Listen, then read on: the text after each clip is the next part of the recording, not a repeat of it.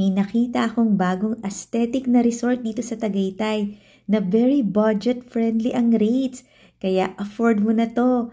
Pwede na kayong mag-celebrate dito ng birthdays, staycation, bandingan, o kahit nga company outing.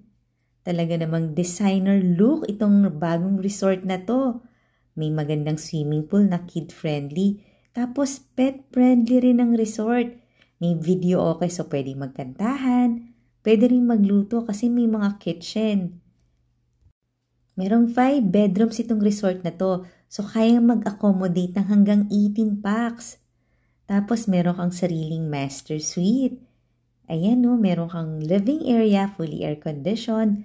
Tapos ang master bedroom talaga namang malaki kasi king size pa yung bed. 8,000 lang ang starting rate ng resort at masasolo nyo na. As in, exclusive lang sa inyo, walang ibang kasamang guest. At ang ganda talaga dito sa second floor. Pwede kayong mag-movie marathon kasi may Netflix.